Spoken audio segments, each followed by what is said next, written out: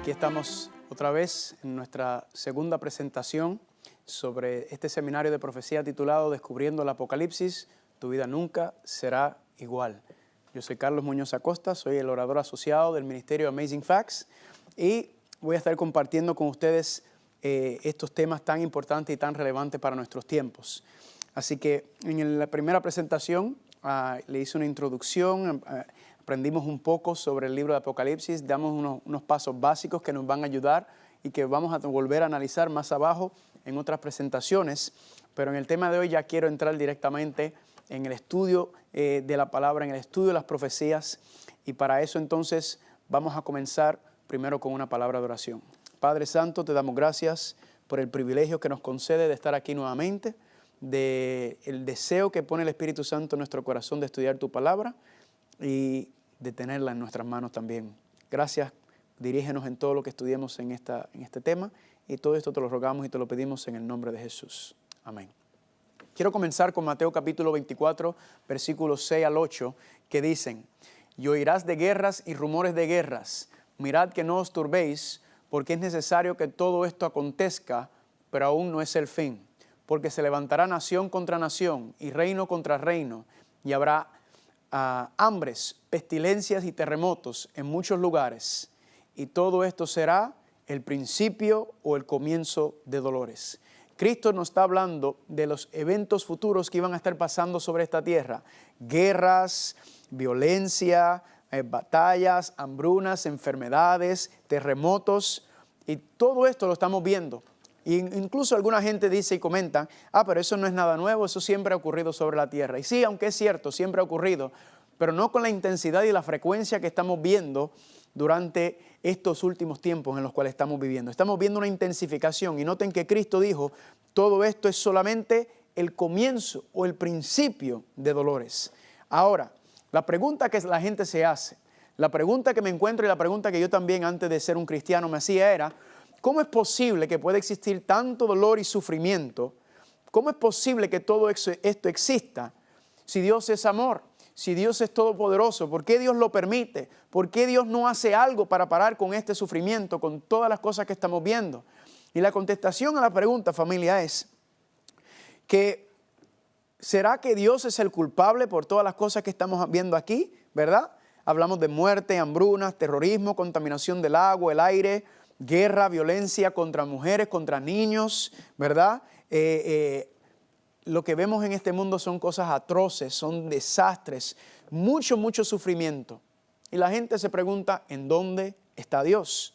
¿Verdad? Alguna gente se pregunta si Dios es todopoderoso y omnisapiente, ¿cómo puede dejar que todo este sufrimiento esté pasando? ¿Por qué lo hace?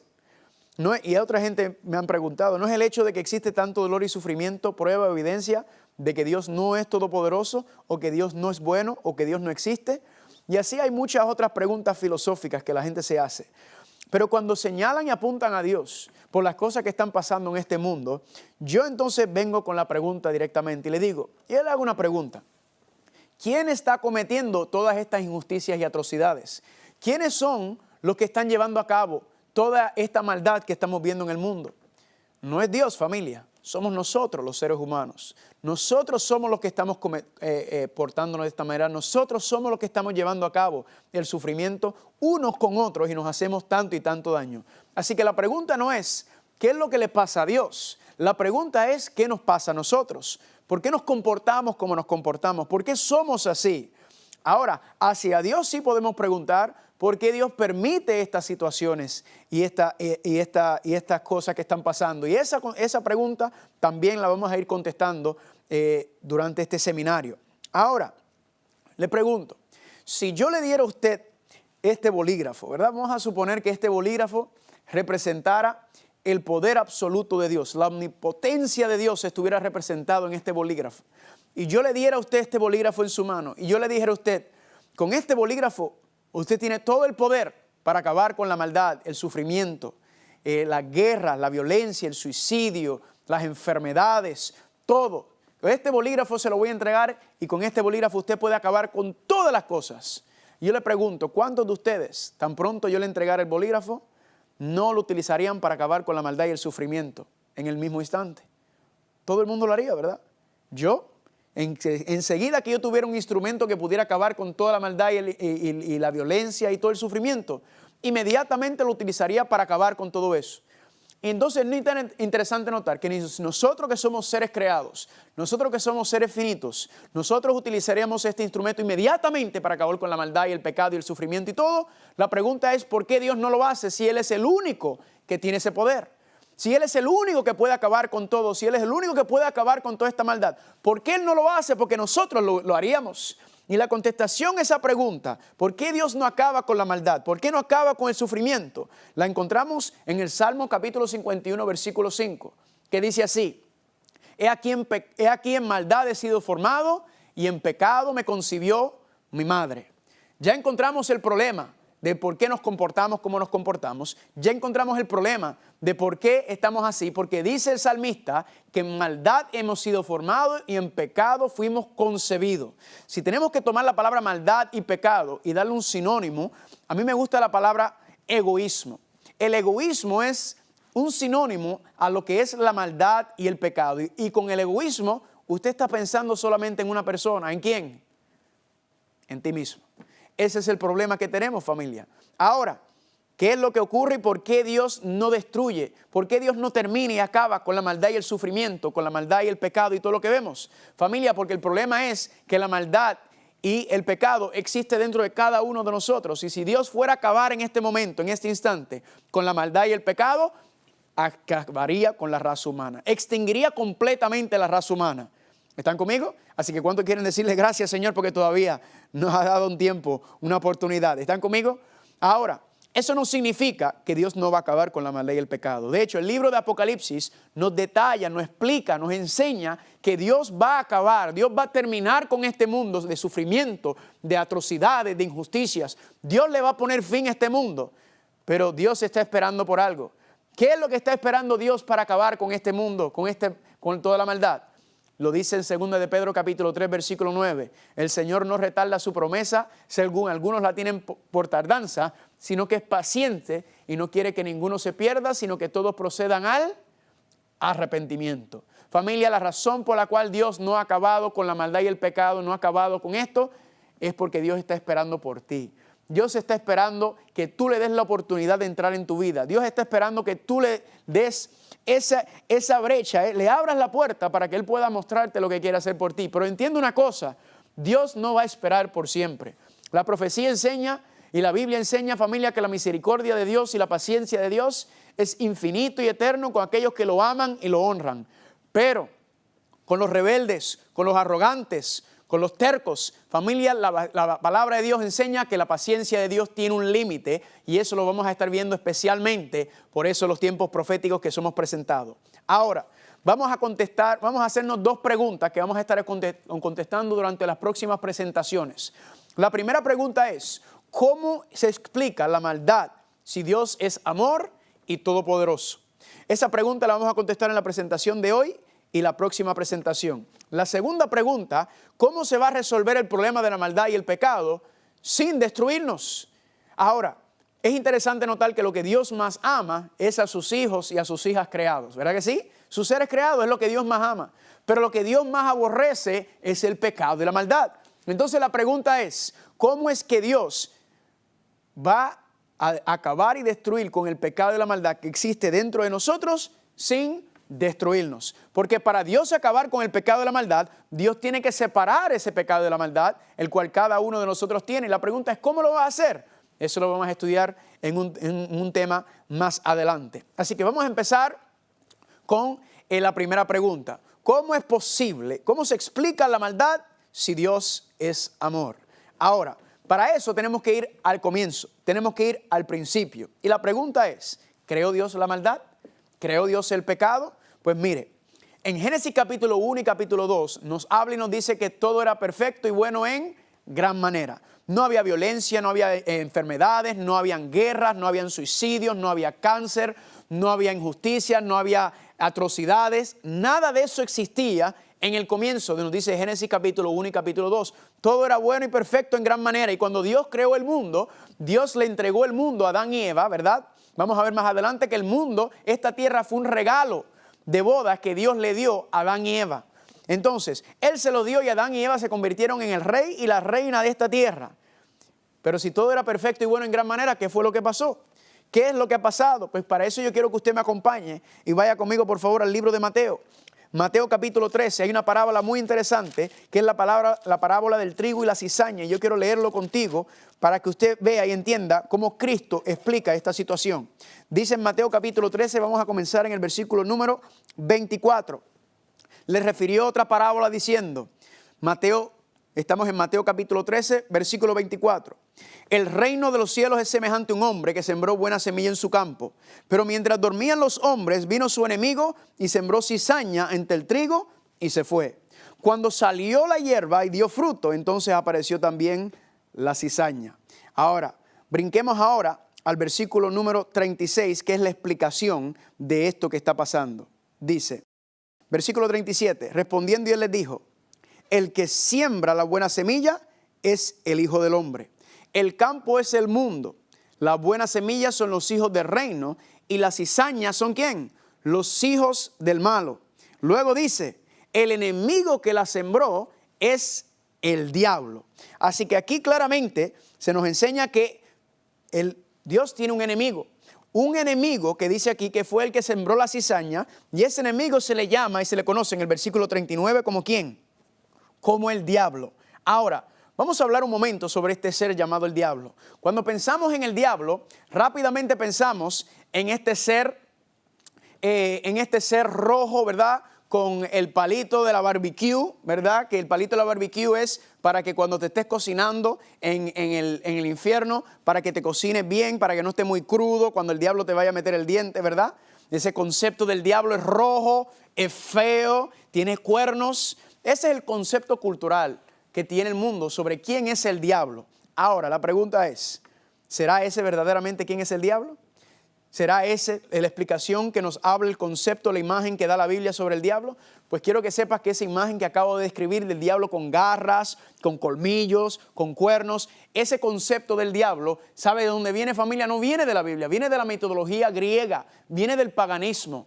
Y vamos a ver durante este seminario que muchos de los conceptos que nosotros creemos que son bíblicos, que vienen de la palabra de Dios, verdaderamente no, vienen de la mitología griega, vienen del paganismo y eso lo vamos a descubrir. Ahora, claro, al diablo le encanta que usted crea que él es un ser malvado, que tiene cuernos y cornillos. ¿Por qué? Porque si usted ve algo como eso corriendo, caminando hacia ti, ¿qué usted va a hacer?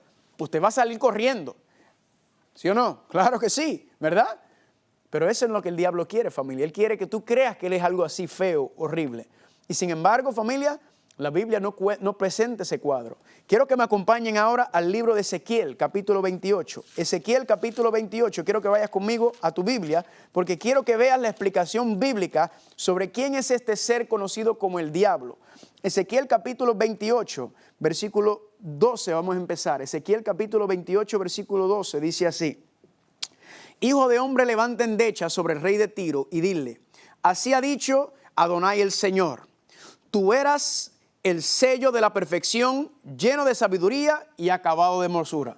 Antes de continuar, algunas personas me han dicho o me han preguntado, ¿y por qué ahí habla del rey de Tiro si tú me estás diciendo que estos versículos van a hablar de Satanás o de Lucifer? Y es bien sencillo, la razón es porque el diablo no se presenta directamente ante el ser humano, no va directamente entre ti, sino él trabaja detrás de sus agentes humanos para llevar a cabo su plan, para llevar a cabo sus maquinaciones, ¿verdad? El diablo trabaja detrás de gente, entonces eso es lo que estamos viendo aquí. Él está trabajando detrás del rey de Tiro y vamos a ver que la explicación es imposible que pueda ser que esté hablando de un ser humano. Dice así en el versículo número 12 nuevamente, tú eras el sello de la perfección, lleno de sabiduría y acabado de hermosura. En el Edén, en el huerto de Dios estuviste y de toda piedra preciosa era tu vestidura. Brinquemos al versículo 14. Tú, querubín grande, protector, yo te puse en el santo monte de Dios. Allí estuviste en medio de las piedras de fuego, te paseabas. Perfecto eras en todos tus caminos, desde el día que fuiste creado hasta que se halló en ti la maldad. A causa de la multitud de tus contrataciones fuiste lleno de iniquidad y pecaste, por lo que yo te eché te eché del monte de Dios y te arrojé de entre las piedras de fuego. ¿O quién? Querubín protector. Aquí, familia, nos está hablando de este ser, ¿verdad? De este ser llamado Lucifer. Y si usted nota, no está explícitamente dicho, pero sí está inferido.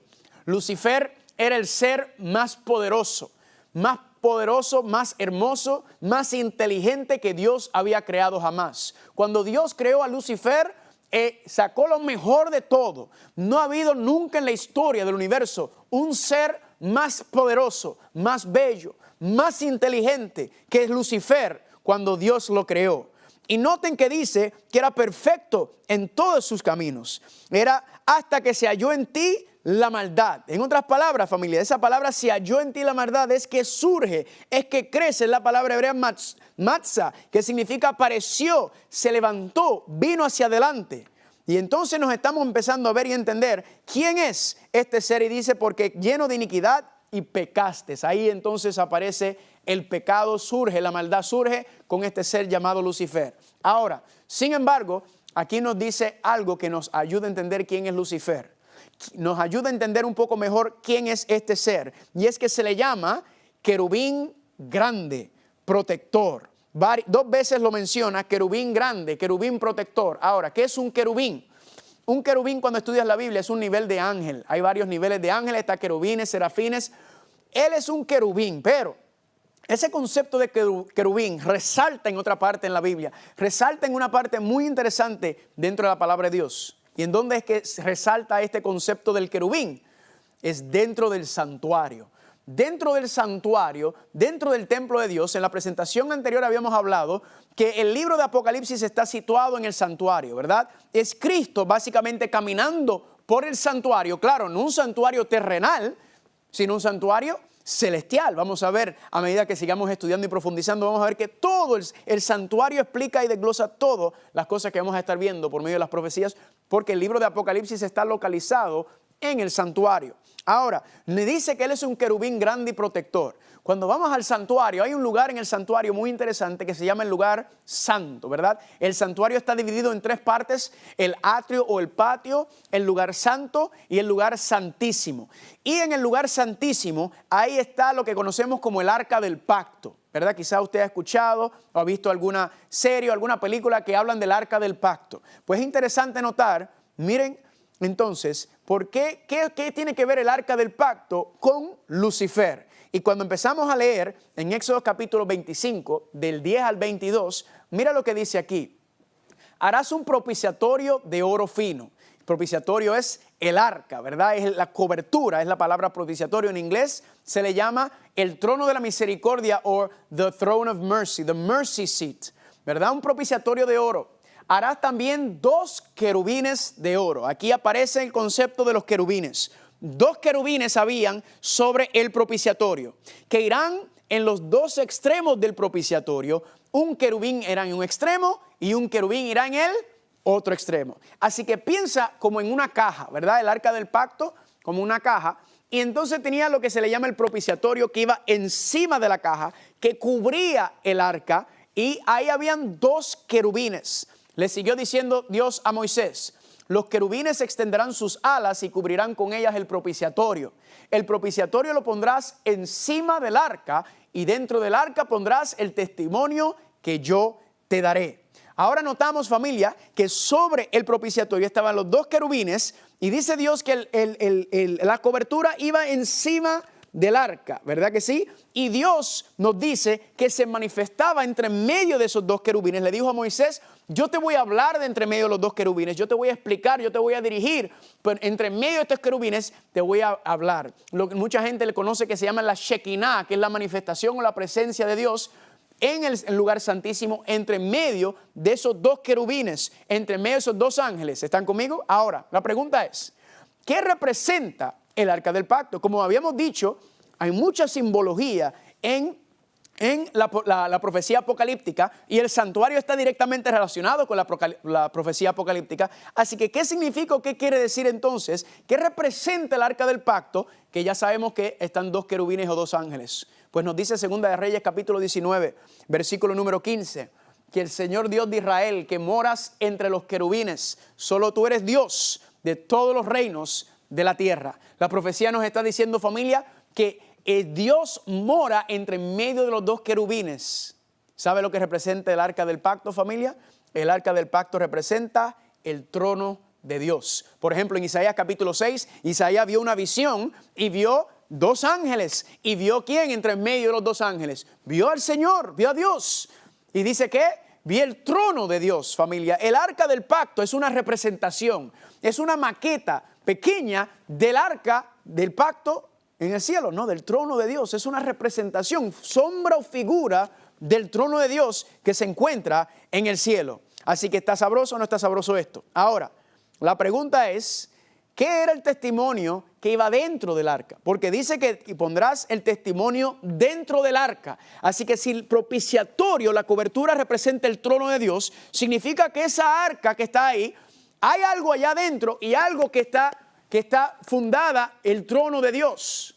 Y bien sencillo, dice Éxodo capítulo 31, versículo 18, y dio a Moisés cuando acabó de hablar con él en el monte Sinaí, 2 tablas del testimonio, tablas de piedra escritas con el dedo de Dios. ¿Sabroso o no sabroso? Aquí nos dice entonces que lo que estaba dentro del arca son ¿qué? Son las tablas del testimonio, las tablas de piedra. Y nos dice Éxodo 40 y 20, y tomó y puso el testimonio dentro del arca y colocó las varas en el arca y puso el propiciatorio arriba sobre el arca. Así que ¿qué es lo que estaba dentro del arca? Los 10 mandamientos, la santa ley moral de Dios. ¿Qué me está diciendo ese concepto, familia? Me está diciendo que si el propiciatorio representa el trono de Dios y en el arca estaban los 10 mandamientos, significa que el fundamento o la base del trono y del gobierno de Dios son su santa ley moral. La ley moral es la que rige el gobierno universal de Dios, los 10 principios morales. La ley santa es la que dirige todo el reino de Dios. ¿Sabroso o no sabroso? Ahora regresando a los querubines. Si ya sabemos que habían 2 querubines, entonces ya sabemos quién era el primer querubín.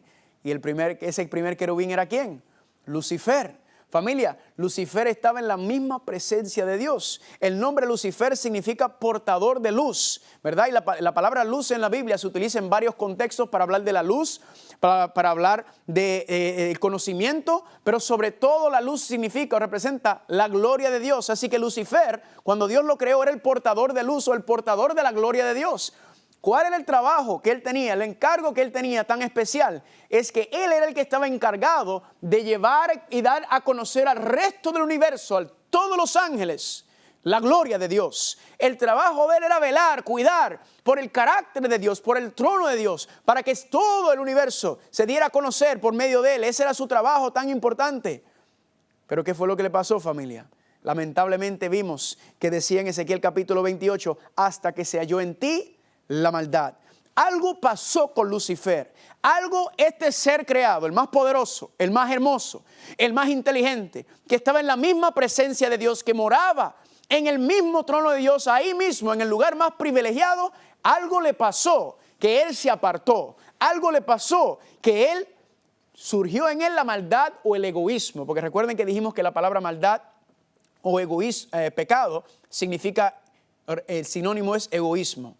Pues familia, nos dice que se halló en ti la maldad, que surgió en él la maldad, ¿verdad? Que se levantó y dice, por eso fue que fue llenado de iniquidad y pecó. Ahora, la pregunta es, ¿qué fue lo que pasó que llevó a Lucifer a ser egoísta? ¿Qué fue lo que pasó que lo llevó a rebelarse en contra de Dios? Estando en el lugar más privilegiado, el ser creado más increíble que Dios jamás había existido. ¿Qué fue lo que pasó? Pues nos dice en Isaías capítulo 14, quiero que vayan conmigo por favor. Isaías está 3 libros adelante de Ezequiel. Isaías capítulo 14, versículo 12. Mira cómo nos dice, aquí el profeta Isaías entra en la mente de Lucifer, ¿verdad? Y dice en el capítulo 14, versículo 12, ¿cómo caíste del cielo, oh lucero, hijo de la mañana?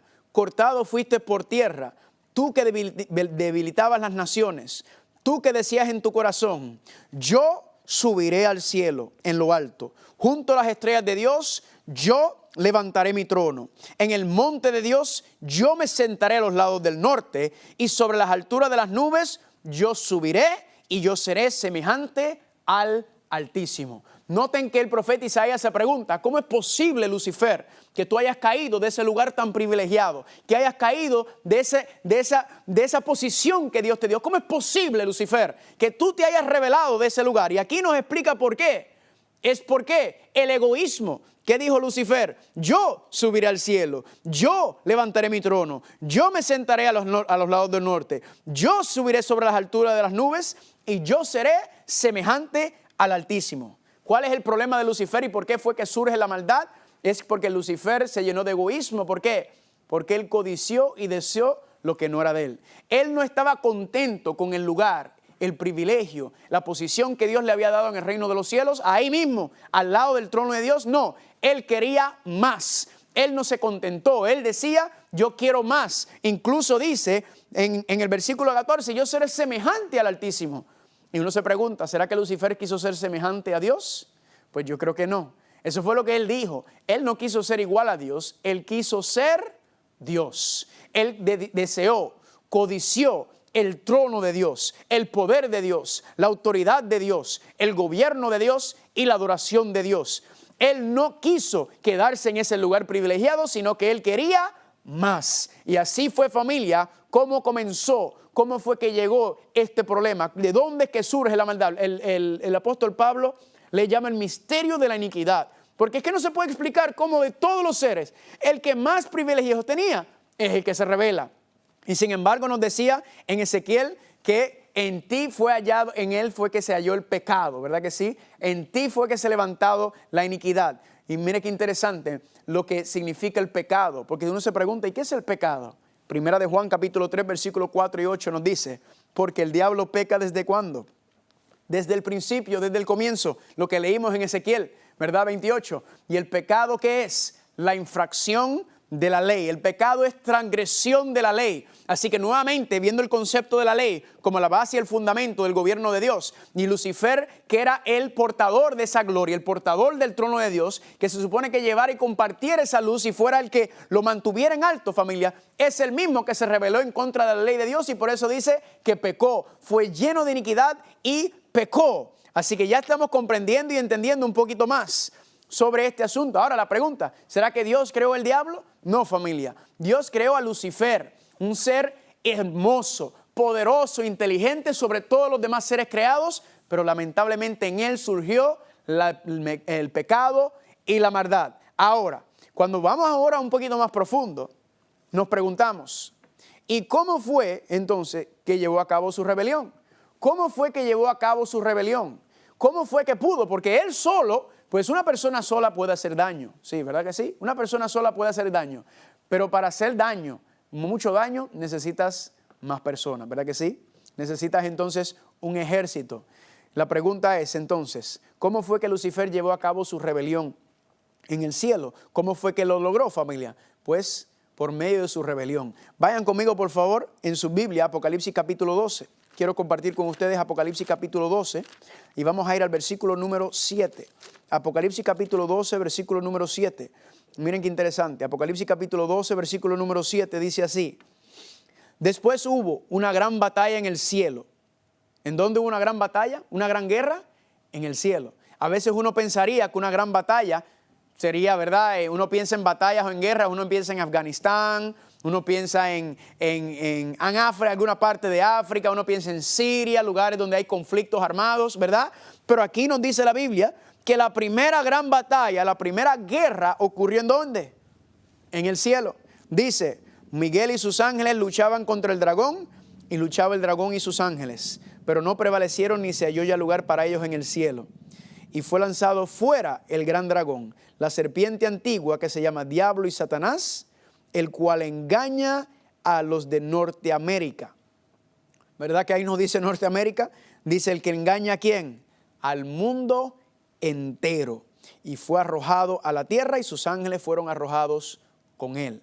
Familia, aquí nos está dando una descripción terrible. Aquí nos dice que el dragón, que ya sabemos que es ¿quién? ¿China? No. Es el diablo. Recuerda, nosotros no interpretamos la profecía a nuestro gusto, a nuestra conveniencia, como me enseñaron, como a mí me gusta, sino nosotros dejamos que la Biblia sea la que se explique ella misma. Aquí nos dice que el diablo entonces tenía un ejército de ángeles.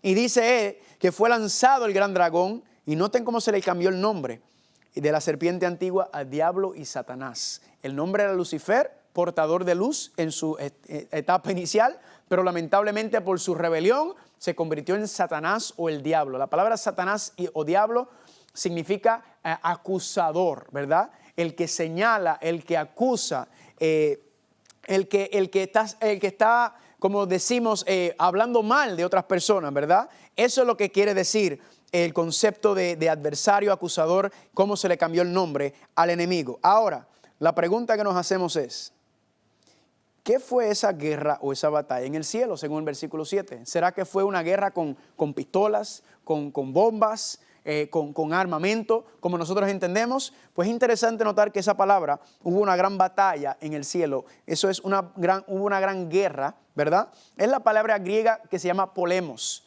Y la palabra polemos es la raíz para la palabra polémica o también para la palabra política.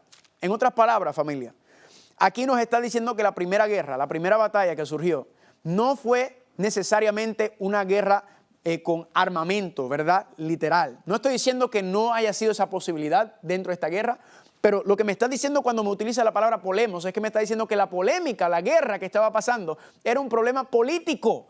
Esa era la polémica que había. ¿Y qué es eso? ¿Qué es la política? Es básicamente una guerra de ideas, ¿verdad? Es un debate de ideas, es un debate de pensamientos. Ahora, dentro de este debate, dentro de esta polémica que se forma, de esta política que está en el cielo, ¿tuvo éxito el diablo, sí o no? Sí, claro que tuvo éxito. No venció, porque ya vimos que dice que fue echado, ¿verdad? Pero se fue con un ejército, con sus ángeles. Y cuando leemos en Apocalipsis 12:4 nos dice que el diablo cuando se rebeló se llevó 1/3 parte de las estrellas del cielo con él. El diablo logró convencer 1/3 parte de los ángeles que moraban en la presencia de Dios que él tenía una mejor idea, que él tenía un mejor plan, que él tenía mejor idea de cómo llevar a cabo un gobierno, que él tenía mejor conceptos de cómo unirse. Él estaba entonces, familia, diciendo, convenciéndolos, dice aquí, para que lo siguieran a él. Ahora, eso me indica algo a mí, porque si estos ángeles, si 1/3 parte de los ángeles del cielo eran seres perfectos, no mentían, no conocían en la mentira, no conocían el pecado, y el diablo logró convencer 1/3 parte de ellos, seres celestiales, seres que vivían en el cielo, ¿será que entonces nosotros podemos contra el diablo? ¿Será que nosotros tenemos poder contra el diablo? No, familia, ni siquiera nosotros lo podemos ver. El enemigo es invencible a nuestros ojos, familia. Pero aquí nos dice, familia, que logró convencer 1/3 parte de las estrellas del cielo. ¿Qué me dice eso a mí? Que yo, tratando de pelear contra el enemigo, es una pérdida de tiempo. Yo no puedo ni ver al enemigo. El único que puede vencer al diablo, el único que puede vencer a Satanás, dice la palabra de Dios, es Cristo Jesús. Así que eso nos debe indicar, nos debe decir algo, que es la única manera de pelear, porque dice aquí que Él tiene a todo el mundo engañado, ¿verdad? Vamos a ver que el engaño es por medio de la bestia, y eso también está representado cuando dice que Babilonia está dando su vino al mundo a beber. Esta es la guerra, esta es la batalla, familia, que está hablando aquí. Es el engaño que él tiene y ahora está llevando a cabo ese engaño aquí en la tierra, así como hizo. Ahora, pregunta, ¿cómo logró convencer Lucifer a billones y billones y billones de ángeles que vivían en el cielo a unirse a él a la rebelión? ¿Cómo fue que él logró convencerlos sobre esto? Pues familia, la Biblia nos explica y nos enseña algo muy interesante. En Ezequiel capítulo 28, versículo 16 dice, a causa de la multitud de tus contrataciones fuiste lleno de iniquidad y pecaste. Esa palabra contratación es una palabra muy interesante. Y cuando lo leí yo me acuerdo que decía, ¿qué es eso de que a causa de la multitud de sus contrataciones? Pues cuando usé la concordancia, que les recuerden que les expliqué que la concordancia junto con la Biblia son los dos instrumentos que tú quieres para estudiar, porque no entendía lo que decía contrataciones. Pues busqué en la concordancia y encontré que la palabra contrataciones es la palabra hebrea rakal. Ahora, para entender lo que son contrataciones, para entender lo que es rakal, ¿qué tengo que hacer? Pues tengo que simplemente buscar en dónde en otras partes de la Biblia se utiliza la misma palabra, rakal, y eso entonces me va a explicar, a decir qué es lo que significa contrataciones. Recuerden lo que les había dicho, la Biblia se explica sola. Usted lo que necesita, familia, son los instrumentos para poder hacerlo y estudiarlo, y es comparando versículo con versículo, como habíamos hablado en la presentación anterior.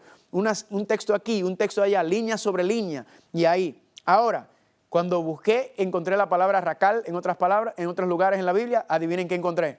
Ezequiel capítulo 22, versículo 9 dice, en ti han estado calumniadores, ahí está la palabra rakal, derramando sangre. Así que ya encontramos lo que significa contrataciones. ¿Qué significa? Racal, calumnias, pero también significa algo más. En Levítico capítulo 19, versículo 16 nos dice, no andarás chismeando entre tu pueblo. La palabra racal entonces significa ¿qué? El chisme. Así que, ¿qué era lo que el diablo estaba haciendo? Estaba levantando calumnias, acusando, señalando, que es lo que significa diablo y Satanás. ¿Y estaba haciendo qué? Estaba haciéndolo por medio de chismes. Familia, el diablo fue el que inventó el doctorado en chismología. Así que si a usted le gusta el chisme, entienda y comprenda con quién usted se está aliando. No, yo no me quisiera aliar con ese enemigo que está aquí. Aquí nos dice entonces, familia, que el diablo empezó a ¿qué? A regar chismes, a difamar a Dios. Empezó a levantar calumnias en contra de Dios. Empezó, ¿y cómo fue que empezó?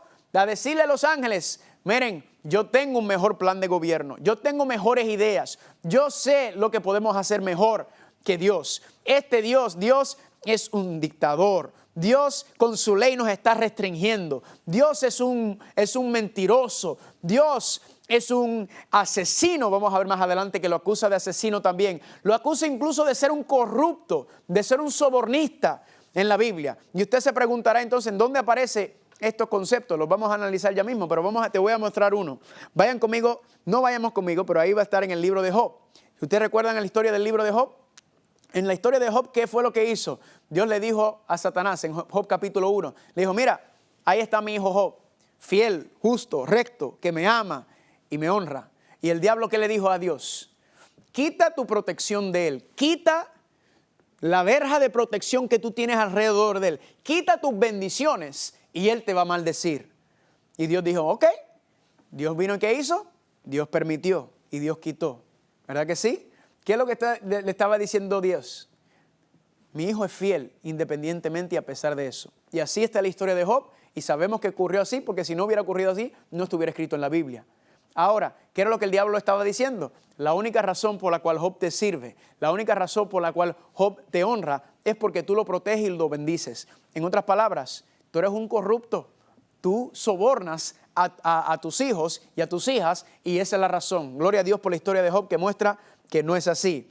Pero regresando a la temática, ¿qué estamos diciendo? El diablo está acusando, Dios es injusto, Dios es mentiroso, Dios es corrupto, dictador, todas estas cosas. Familia, en otras palabras, la creación se está rebelando en contra del creador. El ser creado se está levantando en contra del ser que lo creó. Dios está en conflicto con su propia creación y el carácter de Dios fue puesto en tela de juicio en este gran debate, en esta gran controversia que estábamos estudiando en Apocalipsis capítulo 12. Ahora, quizá usted, aquellos que son padres y madres, se acuerdan aquella vez, la primera vez que su hijo o su hija se le puso malcriado, ¿verdad? Cuando ese chiquito, esa chiquita le dijo o le levantó la voz o le habló en contra de usted, yo me imagino cómo usted pensó cuando la primera vez que ese chiquito, esa chiquita hizo eso. Usted me imagino que pensó, ¿y quién es este pedacito de gente que me está hablando a mí así? ¿Quién es este? Si este salió de mí, si tú eres producto de mí, ¿verdad que sí? Me imagino como mi mamá hubiera dicho, mire, yo te trajo a esta tierra y yo vuelvo y te siembro otra vez a esta tierra, ¿verdad que sí? Porque, ¿qué atrevido es esto? Familia, esto es lo que estamos viendo aquí. Estamos viendo una batalla entre Dios y su propia creación. Ahora, la pregunta que la gente se hace es, ¿por qué Dios no lo destruyó? ¿Por qué Dios no envió un fletazo, un trueno para destruir y acabar con Lucifer? ¿Por qué Dios no lo hizo? Y la contestación a esa pregunta es muy interesante. La única manera que yo le puedo mostrar la contestación a esta pregunta es por medio de un ejemplo. Les digo, vamos a suponer que el reportero, vamos a buscar el reportero quizás más famoso, más conocido del mundo hispano, se llama Jorge Ramos. Imaginen, vamos a poner una situación hipotética, que Jorge Ramos salga en la televisión y venga y diga a las 5 de la tarde, y diga, mundo hispano, Estados Unidos, mundo entero, yo tengo evidencia contundente de que el presidente Donald Trump anda envuelto en todo tipo de negocios ilícitos, en lavado de dinero, en tráfico de drogas, en todo tipo de negocio ilícito. Imagínense que Jorge Ramos salga con ese tipo de acusación, ¿verdad? Y que Jorge Ramos diga, a las 9 de la noche le voy a presentar toda la evidencia que confirma todo lo que les he dicho. ¿Qué va a ocurrir? A las 9 de la noche ahí vamos a estar todos pegaditos al televisor para ver qué es lo que va a decir Jorge Ramos porque la acusación fue grande, ¿verdad que sí? Y luego a las 9 de la noche, cuando aparece la televisión, prendemos la televisión, ¿qué sucede? Que sale el director de la FBI y dice, lamentamos decirle que acabamos de encontrar a Jorge Ramos con una bala entre en medio de los ojos, acaba de ser asesinado. Pregunto, ¿qué le va a decir eso usted sobre lo que le pasó a Jorge Ramos y sobre lo que dijo? Usted va a pensar inmediatamente, algo sabía Jorge Ramos. Algo sabía y ¿qué hicieron? Lo mandaron a callar, lo mandaron a silenciar. Eso, familia, pregunto, ¿hubiera resuelto el problema de la acusación que hizo el diablo?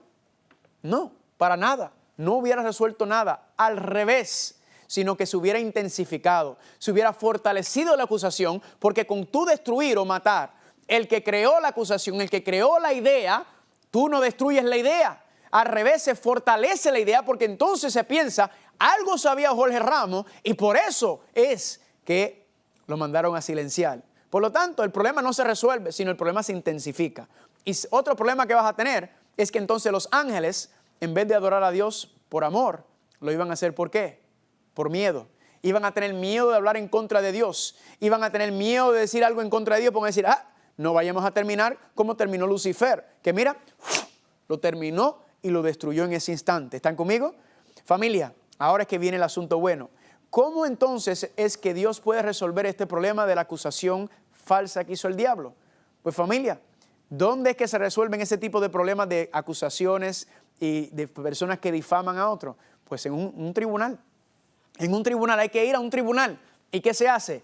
Se presenta evidencia. Alguien viene con una acusación, alguien viene con algo diciendo algo en contra de uno. ¿Y qué hay que hacer? Hay que presentar evidencias que muestran lo contrario, que muestran que esa acusación es falsa, que a desacreditar esa información, esa evidencia que se presentó, esa acusación, tiene que ser con más información, con otra evidencia que contradiga lo que ya fue establecido y lo que ya está dicho. Y vamos a ver, familia, en unas presentaciones próximamente, cuál es la evidencia que Dios presentó para mostrar que la acusación de Satanás era falso. ¿Cuál era la evidencia que Dios presentó para mostrar que lo que estaba diciendo Lucifer no era verdad y que él verdaderamente era el que estaba levantando calumnias y hablando en contra de Dios? ¿Están conmigo o no están conmigo? Ahora, dentro de este gran problema que acabamos de ver, entonces, la pregunta es, ¿y qué tenemos que ver nosotros con esto? ¿Qué tiene que ver la raza humana con todo esto que estamos hablando en este contexto? Pues familia, vamos a ver próximamente que en la próxima presentación vamos a ver cómo llegó esto. Porque hasta ahora todo lo que estamos viendo y todo lo que estamos analizando ocurrió en el cielo, ocurrió allá. El conflicto comenzó arriba, ¿verdad que sí? El diablo desacreditando, señalando y acusando a Dios. Ahora, ¿por qué Dios lo permitió? Dios lo permitió por una razón muy simple. La primera ya la vimos, ¿verdad? Porque se levanta y se fortalece la acusación por el amor de los ángeles. Pero también, familia, es que Dios entonces, ¿qué dice? ¿Sabes qué? Le dice Lucifer.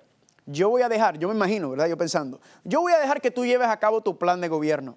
Yo voy a dejar que tú lleves a cabo tu plan, ¿verdad? Para que todo el mundo vea y entienda a dónde va a llevar ese plan.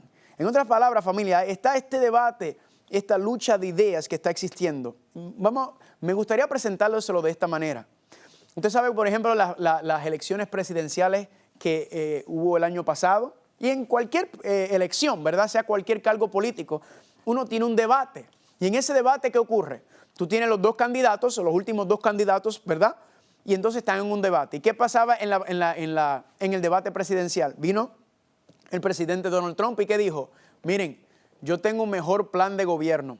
Yo tengo una mejor idea que Hillary en este contexto, ¿verdad? No la escuchen a ella es corrupta, el plan de gobierno de ella no existe. Escúchenme a mí, sigan mi plan, voten por mí, que yo tengo un mejor plan de gobierno.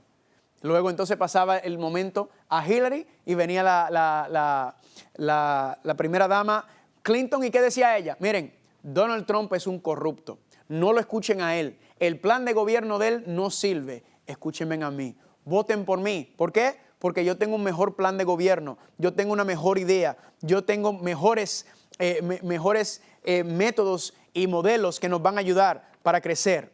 Y eso es lo que está ocurriendo en el cielo, familia. Hay un debate entre Dios y el diablo. Está este debate, familia, este debate de ideas y tienen que tomar un lado. Y ya sabemos que tomaron lado o no tomaron lado. Claro que sí, hubo un voto. Una tercera parte de los ángeles del cielo votaron a favor del gobierno de Lucifer, pero 2/3 partes votaron a favor ¿de quién? a favor de Dios. Y eso fue la división que hubo en el cielo, familia. Esa fue la discordancia que hubo en ese momento. Y Dios entonces, esta es la parte linda, familia. Dios dice, con el dolor, yo me imagino con el dolor en el corazón que tenía Dios, Dios le dijo, yo voy a dejar que tú lleves a cabo tu rebelión.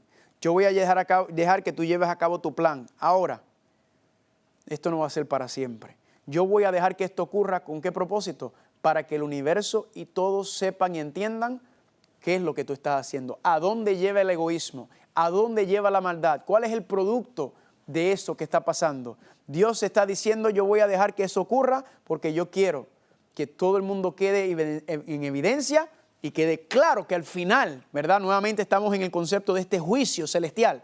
Al final se va a mostrar claramente quién tenía razón y quién no tenía razón. Ahora, pregunta es, ¿será que el diablo va a llevar a cabo esta rebelión para siempre? Pues ya sabemos que no. Sabemos que Dios le ha dado un tiempo determinado en el cual le va a permitir llevar a cabo esta rebelión, esta lucha, pero Dios no va a permitir que esto ocurra para siempre. ¿Están conmigo? Si vamos a Ezequiel capítulo 28, versículos 18 y 19, dice claro, yo pues sacaré fuego de en medio de ti, dice el Señor, el cual te consumirá y te pondré ¿en qué? En ceniza. Esto fue lo mismo que estábamos leyendo anteriormente. Espanto serás y para siempre dejarás de ser. Dios dijo, ¿qué le dijo a Satanás? Tú vas a dejar de existir. Tú no vas a vivir para siempre. Tú eventualmente vendrá el momento en cual dejarás de existir. Yo digo amén por eso, ¿verdad que sí? Porque esta rebelión ya sabemos que va a llegar a su fin. En algún momento Dios le va a poner fin a Lucifer. Incluso, si van conmigo por favor al libro de Hebreos capítulo 2. Hebreos capítulo 2, quiero compartir con ustedes este versículo sabroso por demás. Hebreos capítulo 2, versículo 14, dice así. Así que por cuanto los hijos participaron de carne y sangre, Él también participó de lo mismo. Esto está hablando de Cristo.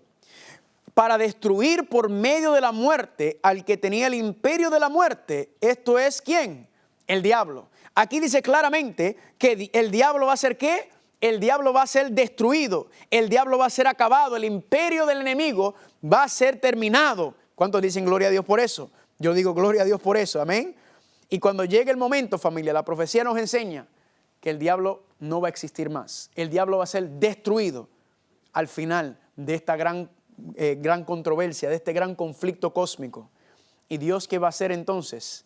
Dios va a establecer un cielo nuevo y una tierra nueva. Quiero que lo lean conmigo. Apocalipsis capítulo 21, versículo 1 y 4. Quiero que lo lean conmigo porque si recuerdan, el libro de Apocalipsis, habíamos hablado anteriormente, es un libro de esperanza, ¿verdad? A pesar de todo lo que acabamos de ver, a pesar del análisis que estamos viendo de lo que ocurrió en el cielo, próximamente vamos a hablar de cómo fue que este problema, este debate, esta controversia, esta guerra llegó a la tierra. Pero todo lo que estamos viendo, familia, Dios tiene una promesa a pesar de todo eso. El libro de Apocalipsis nos trae esperanza y yo con ustedes quiero compartir ahora uno de mis versículos favoritos, el libro que más esperanza. Sí, el Apocalipsis habla de bestias y dragones, pero como hemos visto ya, todo eso es símbolo, todo eso son representaciones de cosas que están por venir. La Biblia nos enseña, familia, el libro de Apocalipsis, familia, tiene la promesa y la esperanza más linda. Y yo quiero compartir con ustedes uno de mis versículos favoritos. Apocalipsis capítulo 21, versículo número 1, dice así: vi un cielo nuevo y una tierra nueva, porque el primer cielo y la primera tierra pasaron y el mar ya no existía más. Aquí, ¿qué nos dice, familia? Que va a haber un cielo nuevo y una tierra nueva. Esa frase, cielo nuevo y tierra nueva, ¿de dónde la sacamos? Pues si usted va a Génesis capítulo 1, dice: en el principio creó Dios los cielos y la tierra. Así que nos está diciendo que el cielo y la tierra que comenzó, ¿verdad? Entró el pecado, entró la rebelión. Dios nos promete que va a ser un cielo nuevo y una tierra nueva. Pregunta, ¿es buena esperanza eso? Y miren cómo dice Apocalipsis capítulo 21, versículo 4. Miren cómo dice Apocalipsis capítulo 21, versículo 4, que nos está hablando sobre ese cielo nuevo y esa tierra nueva. Y dice: enjugará a Dios toda lágrima de los ojos de ellos, y ya no habrá muerte, ni habrá más llanto, ni clamor, ni dolor, porque las primeras cosas pasaron. Dios promete que que en el cielo nuevo y en la tierra nueva ya no va a haber sufrimiento, no van a haber lágrimas, no va a haber clamor, no va a haber dolor, no va a haber llanto, no va a haber cáncer, no va a haber guerra, no va a haber suicidio, no va a haber enfermedades, no va a haber violaciones, no va a haber nada de lo que nosotros estamos experimentando y viendo en este mundo. La promesa es que a pesar de todo lo que pasó, Dios promete que va a crear un cielo nuevo y una tierra nueva. Y yo a eso le digo, amén. En donde ya nunca más se verá el sufrimiento, ya nunca más, familia, se levantará el enemigo con todo lo que ha hecho, con todo lo que ha logrado hacer, que comenzó en el cielo, vemos. Lamentablemente, pronto Dios le va a poner fin a todo esto, familia. Pronto. Pero ¿cuál es el problema? Ya habíamos leído en Apocalipsis capítulo 12, del 7 en adelante, que decía que el mundo entero está engañado. El mundo entero está engañado. El diablo tiene al mundo entero engañado. Ahora, ¿por qué es importante entender esto? Porque si usted se cree que usted no está engañado, quizás usted está diciendo, yo no estoy engañado. Significa que usted está en el lugar perfecto para que el engaño tenga éxito.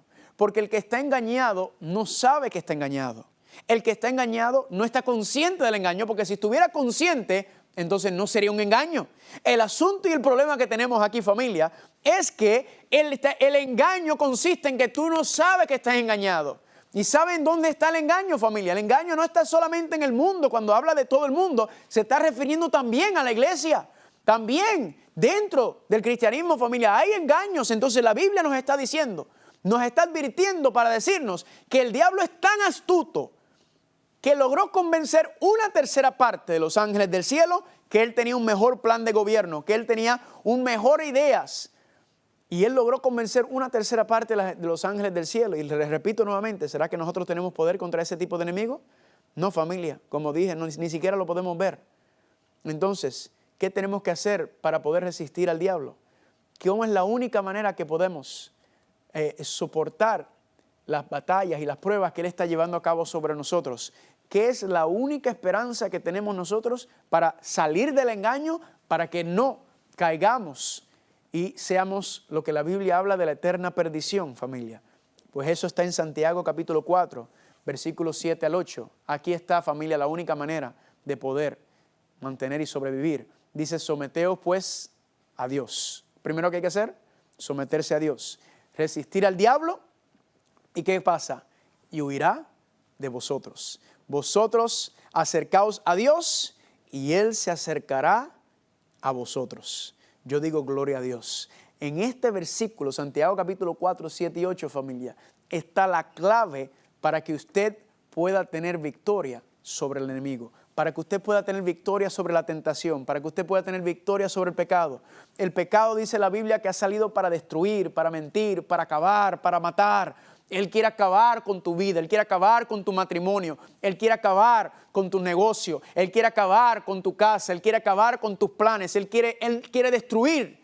Eso es lo que Él quiere. Pero aquí nos dicen en Santiago capítulo 4, 7 al 8, que ¿qué tenemos que hacer primero? Someternos primero a Dios. Amén.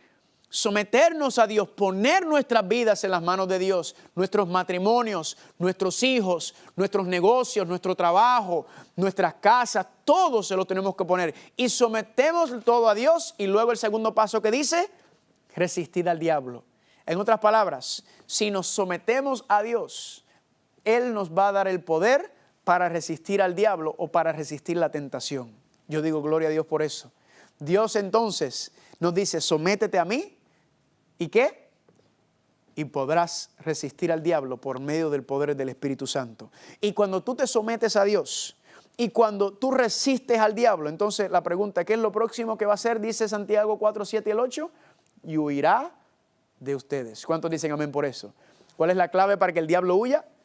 Someterse a Dios, y por medio del poder de Dios, Dios te va a dar el poder para resistir el diablo y la tentación y el pecado.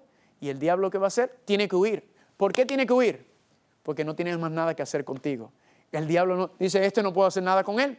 Ahora, no quiere decir que no va a seguir tratando de atacarte por otros medios, pero contigo directamente, él sabe que no puede. ¿Por qué? Porque has sometido tu vida a Dios. Te has puesto las manos de Dios y Dios te va a dar el poder y la victoria sobre el diablo, porque el único que puede vencer al diablo es Cristo Jesús. Amén.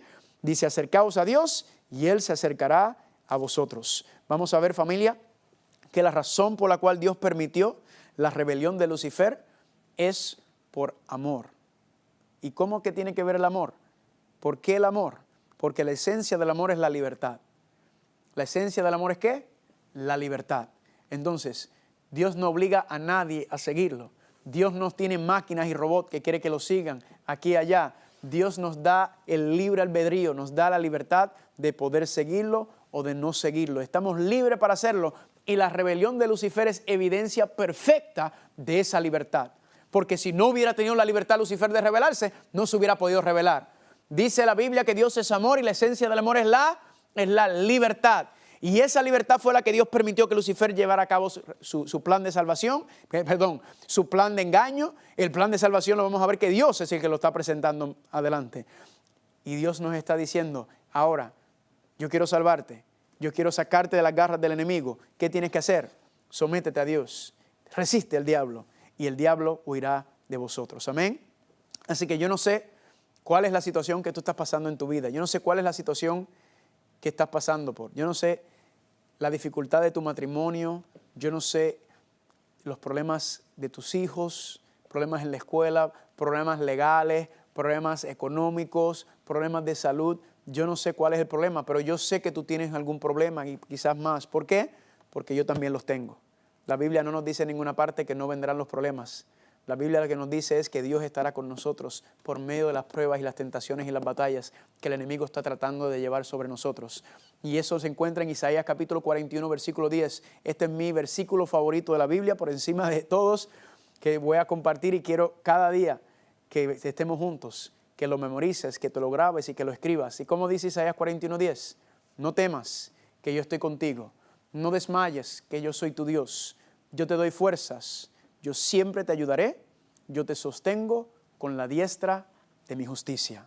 Familia, no importa el problema que está pasando, no importa la situación, cuando tú lees esta promesa, cuando aprendes a aferrarte a las promesas de Dios, cuando aprendes a creer en Dios, a caminar con Dios, cuando te sometes a Dios, pasas tiempo en su palabra, esas promesas que Él dice se te graban en la mente, se te sellan en el cerebro. Y cuando venga el problema, cuando venga la tentación, vas a poder resistir, vas a poder sobrevivir. Amén. No temas que yo estoy contigo, no desmayes porque yo soy tu Dios. Yo te doy fuerzas, yo siempre te ayudaré. Aferrémonos a esa promesa, aferrémonos a eso, familia, y vamos a ver la gloria de Dios en nuestras vidas. Independientemente de lo que vemos, entendemos, comprendamos que esté pasando, decir yo voy a confiar en ti, yo voy a ser fiel a ti, Señor, y el Señor siempre va a cumplir su promesa. Familia, llevo 10 años caminando con el Señor y el Señor nunca me ha fallado hasta el sol de hoy. Yo le he fallado mucho, pero Él nunca me ha fallado y yo quiero que tú aprendas a tener la misma confianza en Él como yo estoy aprendiendo también. Que el Señor los bendiga.